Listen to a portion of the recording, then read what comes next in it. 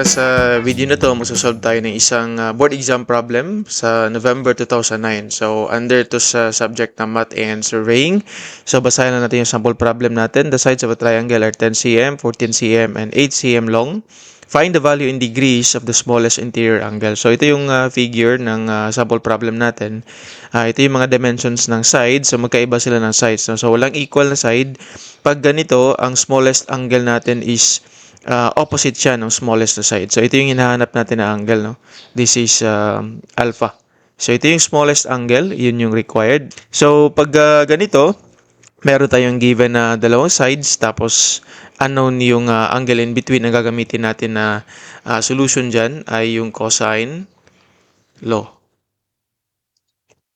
So, yung cosine law states that yung opposite na side, c squared, tapos yung dalawang given na sides and yung unknown na angle. No? So, we have c squared equals a squared plus b squared minus 2ab cosine of alpha.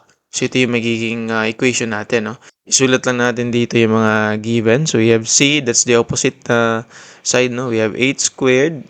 It's equivalent to, we have 10 squared plus 14 squared minus 2 times 10 times 14 cosine of alpha. So, pwede na natin idiretso sa calculator to tapos sa shift solve. 8 squared alpha equals 10 squared plus 14 squared minus 2 times 10 times 14 cosine of variable, no? And then you have shift solve equals 34. So we have alpha equals 34.05 degrees. So ito na yung final answer natin.